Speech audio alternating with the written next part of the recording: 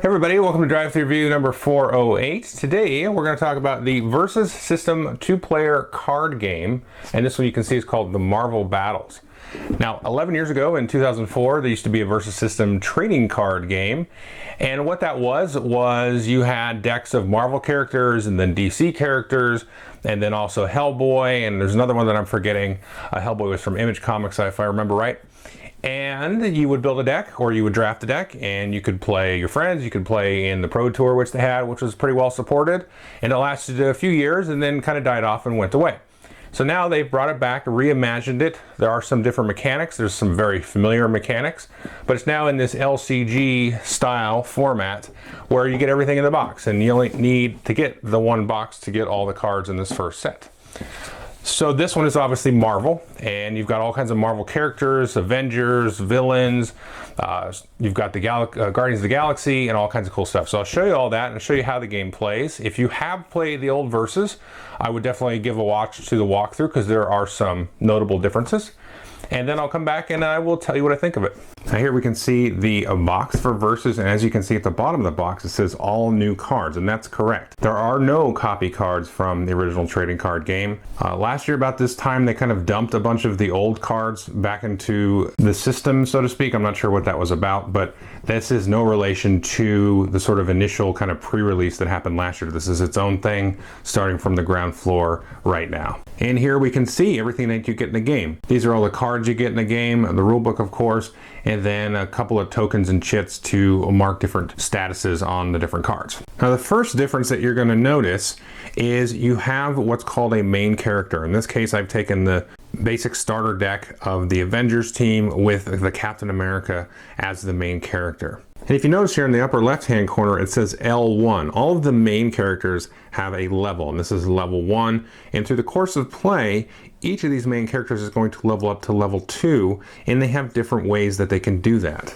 If we take a look at the text on the bottom of the card here, you can see a few things. They've got some special abilities that Captain America has, as well as a level up effect, and you can see it says level up 3. When Cap team attacks and stuns an enemy character, he gains an XP. And so off to the side of your play area, you're going to set the level 2 Captain America, and every time that you trigger the level up effect, you'll place an XP marker on the level 2. Once you have enough XP, in this case 3, then you will replace the level 1 with the level 2 main character. The other thing to notice about the character card is you can see two numbers in the lower left.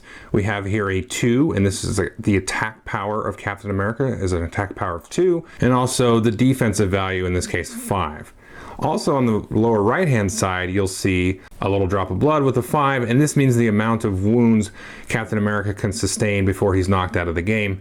And of course the object of the game is to knock your opponent's main character out of the game. And just for fun, we've got a couple other main characters. Here you can see Star-Lord, here's Magneto, here's Storm, and again if you notice the level up ability in this case, when you activate a superpower, Storm gains an XP. So they are going to be all very different, and these main characters are really crucial. It seems kind of obvious that they would be crucial, but you can take the same deck and swap out a different main character, and that is going to inform the way that you play and some of your tactics in the battling and things like that. So that's a really cool aspect of the game, and I think it really kind of drives the rest of the changes from, the original Versus to now. But let's go ahead and jump back in. I just want to kind of stress that you can have a lot of fun just swapping out main characters and dealing with a familiar deck. And real quickly, I just want to show you the other card types in the games. You can see we've got different characters and then plot twists, which will be familiar to former Versus players, as well as the locations. Here we can see an example of Miss Marvel, and she's considered a supporting character. All other characters that are not your main character are supporting characters. And she's got similar stats, attack and defense. You can see there's ranged and flight icons on the left-hand side, a special ability, and then a wound capacity. The other thing to note about your supporting characters is the cost in the upper left-hand side. This is the number of resources you have to pay on your turn to get them out. And then on the right-hand side in the corner, you can see the team that they actually belong to, which will be important. And next we've got a plot twist. This is find cover. You can look at the text and note that it says you can play it during combat. The actual little circle of arrows there means you can play it on your combat or your opponent's combat. If you take a look at these two plot twists above, Think Again and Stark Tech, you can notice that there's an Avenger symbol in the upper right. And that means you must have an Avenger character out in play to be able to play this plot twist at all. Next we have some locations, and you can see there's a couple of different types of locations. Each location will have one or more icons, and these will be used to activate superpowers on the different characters. In this case, you can actually see the Avengers Mansion has an Avenger symbol, and this means you can only activate the superpower of an Avenger character, but you can see this one allows you to activate a variety of different types of powers. So the game kind of comes with 4 suggested pre-built decks, and then it suggests some main characters to go with those, but you can kind of swap those out as is appropriate. So like any kind of game, you're going to build your deck, you're going to have some locations, some plot twists, some characters, try to balance that stuff out, and then you're going to play and to go head to head and try to knock out permanently the other player's main character. So the first thing players are going to do is take their main character and then put it out into play. And this version of Versus retains the concept of a back row and a front row. So you have to choose which row to put it in. And then players are going to go ahead and draw 7 cards off the top of their deck. They can take 1 mulligan and shuffle this hand back in and redraw. And then each player is going to draw always 2 cards at the start of their turn, except for the very first player on the very first turn who doesn't draw any cards. And then the first thing you're going to do after possibly recovering any stunned or exhausted characters is play down a resource. And typically you want to play a location card. These are going to go face up. The icons are going to provide special abilities to your different characters, but if you don't have a location to play, you can always play any other card face down, and it's still going to provide you the resources needed to recruit new characters. And then you're going to move into the recruit step. Here we can see we've got Ant-Man. He only costs us 1, so we could pull him out on the first turn, and then we're going to go ahead and put him into play. And then once we've recruited any characters that we wish to pay for, we'll go into the formation step. And players of the original game will be very familiar with this, but there is a main difference. In this particular version, you've only got really a front row and a back row to worry about. You don't have to worry about which character is in front of the other. You just know that you have at least 1 character in your front row and then however many in the back row. So you can go ahead and arrange these however you wish during your formation step. And then you go into your main step, and this is where you're going to be attacking and smashing your opponent in the face. So attacking is very simple, and if you played the old Versus, it's kind of like that, but it's also very different, and I'm going to kind of spoil my review a little bit. It's actually kind of improved and a little bit better how this works. Now the main thing you need to keep in mind is, remember I showed you the flight symbol and the range symbol on Miss Marvel. That's really going to dictate a lot of how you set up your formations, who's going to be available to attack, who's going to be protected, and so on. So let's take a look a bit of a couple examples. I don't want to get too into it. It's very, very simple once you get the hang of it, but I just want to kind of give you the idea of it. So if we take a look at this formation here, you can see a couple of things. First of all, we've got Captain America in our front row, and anybody in the front row can attack anybody else's characters that are in their front row. This is considered like a melee attack, hand-to-hand, close quarters combat. If we look at our back row, we've got Ant-Man as well as Miss Marvel. And you can notice that Miss Marvel has the flight and range. Now range allows you to attack from the back row. So in this case, Ant-Man wouldn't actually be allowed to attack from the position he's in, but maybe we want to protect him for some reason, so we put him in the back. And before we get too far ahead of ourselves, let's look at a very simple combat, ignoring special abilities and things. Let's say Captain America was attacking Nova. And so he's got an attack of 2, Nova's got an attack of 5, and they both have a defense of 5. Well, Captain America is not going to do any harm to Nova. His 2 on 5 isn't going to do anything. But Nova can fight back and attack back with his 5 on Captain America's 5. And so that will actually stun Captain America. And when a character becomes stunned, you just flip them over, and then you go ahead and place a wound marker on that character. Now let's go back to our ranged example. Here we got Miss Marvel in the back row. She can attack with range. Let's say Nova there was still on our opponent's side. He was in the front row. Now Miss Marvel can attack, and she won't be damaged back unless Nova had range. So range is very cool because you can stick them in the back, you can put people in front of them, which will protect them, and they can take a pot shot at somebody else on the other side without being smacked back. So it's very cool, sort of like, you know, you have sort of like formations on the battlefield in a lot of ways, which you don't usually see in just a straight, you know, battle head-to-head trading card game. The other thing to note is the flight icon. And what that means is it allows you to fly over your opponent's front row to get at folks in the back row. If there's one character in the front row that also has flight, then you cannot fly over them. You've got to deal with that front row first. But flight will allow you to get over somebody else in the back row. Now, if you don't have flight, then you can't get at the back row if there's at least one character in the front row. Now once you've initiated combat, starting with the attacker, each player has the opportunity to activate some kind of power or play some kind of plot twist or other effect. So in this case we might play Earth's Mightiest Heroes, choose a character to get +2/+2 this combat, and then the defender would have a chance to respond. And then you just go back and forth playing cards like that. There's no stack or chain or anything like that. Now if we take a look here, remember these locations have a bunch of different icons too. And as I said, these can be used to activate abilities on the characters. If we take a look at Captain America, he has an ability that says this turn, enemy characters can't strike back during team attacks. So what I would do is actually turn this location face down with the matching icon, and then I activate that ability. So it's a once per game kind of thing with these locations. So you got to be real choosy about when you use them. Just a couple other quick rules notes. You can also do a team attack, and you can attack with characters on the same team with the same team affiliation who are also in the same row. So in this case, Captain America and Ant-Man could attack. Since they're both Avengers, they're both in the front row. They apply their attack to whatever the target is combined, and then that target can only stun one of them back. The other thing to note is there are these little tokens for +1/+1. There's also -1 tokens. These stay around until either the character is knocked out completely or if they're stunned. So that's kind of an interesting little tactical tidbit in the game. Okay, so that is pretty much everything you need to know to play the game. What do I think of it? Well, I'm coming at it, like I said, from somebody that really enjoyed the original game. I used to play, you know, for money in different tournaments and stuff.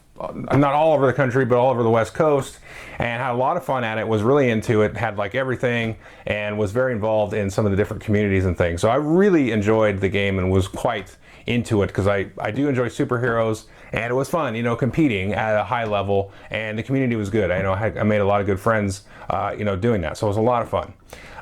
I think this is probably better.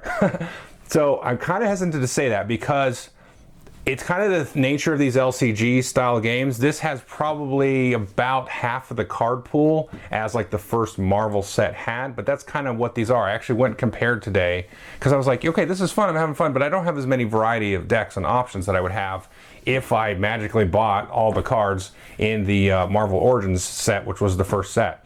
But I looked at Netrunner, I looked at Ashes, and this has a very comparable card pool in terms of the unique amount of cards that you can get. The cool thing about it is you only need the one box. A lot of times with these other LCGs, you need like 2 or 3 boxes, which, you know, kind of defeats the purpose in a lot of ways. So there's that. So the card pool is smaller if you're coming at it from the TCG mindset. If you're coming at it from an LCG mindset, I think you'll be right at home. There's the amount of cards and decks and things that you can expect to be able to create. I really like how they I don't want to call it streamlined because they did streamline it, but just a little bit. So the combat and the sort of formations is pretty cool because before you had to learn about exactly each column had to be very considered, like who was behind who and who was in front of who, because you had this whole reinforcement thing. So you had this whole idea of endurance where you had like a life pool of endurance that you would spend sometimes. If there were no characters out, you would take damage directly to the head, and you know, then if you got knocked out sort of as a group, you know, your 50 endurance went to 0, you would lose. This doesn't have that, obviously, because you each have the main character. And so you have this whole reinforcement thing. I'm not going to talk about it now, but that's done away with, so it makes that much easier. And it kind of like improves how the range and the flight work, and it just seems a lot more streamlined this way. You don't have to worry about who's in front of who. You just throw them out there, and everything is kind of moving and sort of more organic on the battlefield. So I really like that part of it. I like the locations, how they have different special abilities that are going to sort of tie into the different superpowers. So it's a real decision point when to actually activate that. So that's really cool. You still have the whole draw 2 cards per turn, which is nice because you usually have a good fistful of cards to choose from. And so you feel like instead of getting screwed by the deck, I'm kind of managing my hand. It's like, oh, I've got this 6-drop now, but should I put it down? You know, I don't have a location or whatever. And so you have a little bit more decision making. I always liked that about this game, where you felt like you had a little bit more decisions just by drawing an extra card every turn. So you always had characters out to battle and things. The other thing that's awesome, and it really kind of, I feel like it drives the whole rest of the changes, is the whole main character aspect. And I talked about that a little bit earlier, where it was like, okay, like Magneto, as long as I start the turn and he's not stunned, I get an XP. So if I'm playing against Magneto, I go to try to chase him down, and so he doesn't level up.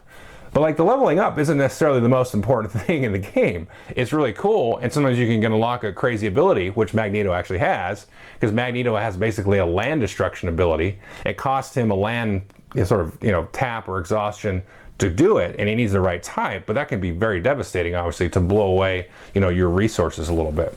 So, do you go after him or what? And he's a big pain because he's got flight and range. So there's that part of it. Now, Captain America, like I showed you, he wants to do the team attacks to get XP, so you're kind of always attacking on the run.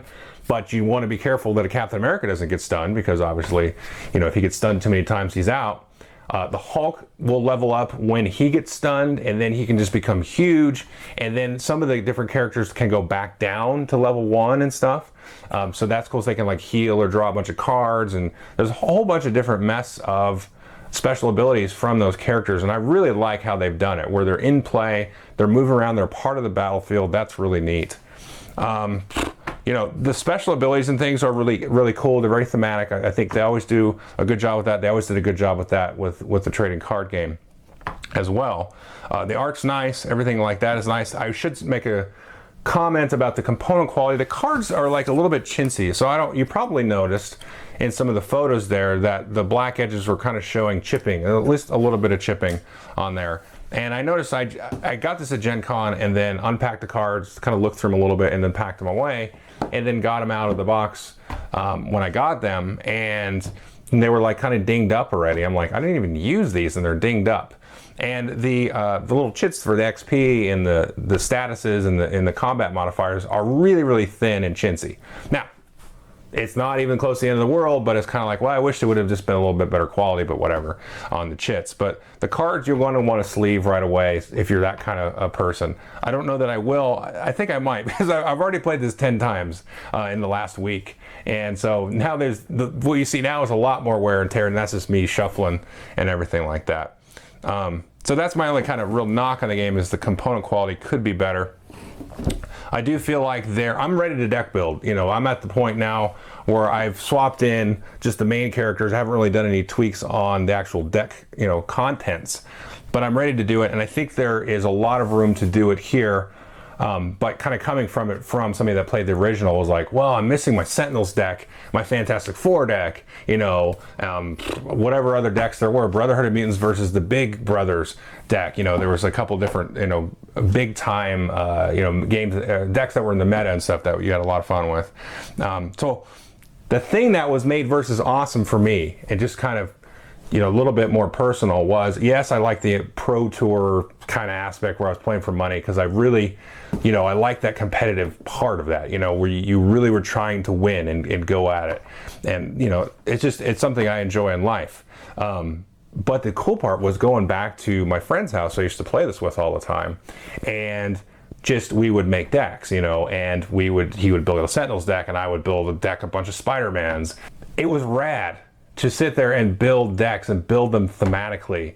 And that was the best. That's where the love of the game came in, because we would just build, like I said, crazy decks with crazy combos. You have Magneto and the Punisher together. When it was really great is when they had the DC stuff come out. So you had like Batman and Spider-Man in the same deck, or like there was one deck called the Brave and the Bold, where it was like Batman and the Teen Titans kind of together, so you could have them kind of fighting the Avengers or the X-Men. And I mean, that was like the raddest part of the game, and it really worked well. I mean, it was very thematic, and it felt like, all the different special abilities were really cool. So you just put you in that mind frame of like Batman versus Spider-Man, and all these kind of cool things. So I feel like the one, and it's not even a hesitation, because I'm gonna tell you what, I'm gonna get every little piece of anything that comes out for this 100%.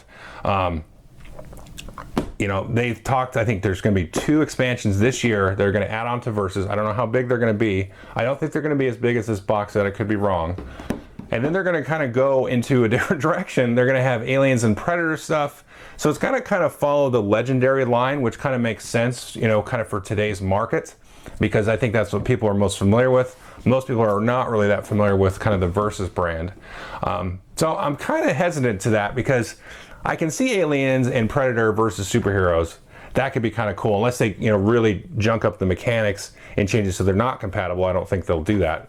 I think they'll make them 100% compatible. But that would be rad. I mean, like Superman, well, there's no Superman in Marvel, but there's Thanos and Thor against the aliens. You know, that's pretty rad sounding.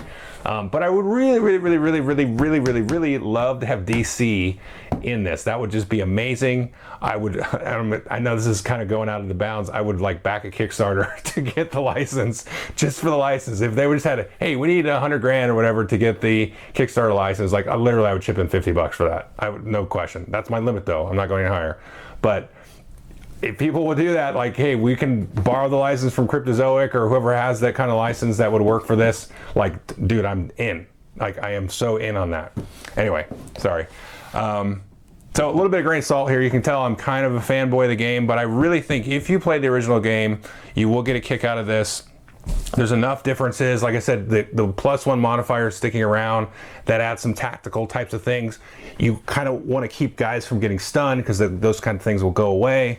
And so there is like some good meat to chew on in the game. And that was one of the things I really liked about mechanically of the game was the whole like formations and stuff. And that's really cool. And, you know, being very considerate of what plot twists they might have to surprise you, and you know they might have a plot twist that gives them flight, that jumps them over and then gives them the attack, and you thought, oh my god, I was safe or whatever, or I can do a team attack or like recover a guy and all kinds of cool stuff.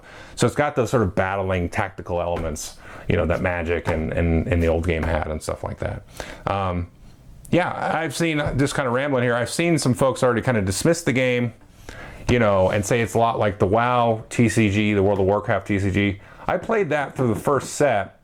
This isn't really like that because that one didn't have formations and rows, and it had your character in there, but I think because there were no formations and rows, they weren't really like involved. They were like a summoner, you know, it was like you were in an arena or whatever and you were summoning guys with you, whereas your main character's in there and they're with everybody. So there's a main character or an avatar, but that's like the very loose similarity. It's not WoW, you know, the new WoW game. I mean, it's not at all. It's definitely, it is versus. I would say if you're on the fence from what you've read and stuff, and you know, I went back and forth from the things I was reading and the rules, and I was like, okay, whatever, and it seemed good, you know, but it's definitely it's versus. Okay, that's the thing. It's if you come at it, in my opinion, it is versus. It is the same game. It's an evolved evolution progression of the game. I think it's better. You know, the card pool isn't there. That's the only thing. If I had to compare apples to green apples, then I would say, okay, the card pool's not there, but everything else seems like it's actually better. So anyway, sorry that was long, but I have a lot of history with this game, and thanks for making it. Awesome. Let's get more of this. Let's not get too crazy though. Let's get DC. All right, enough of that. Who cares? All right, thanks. Bye.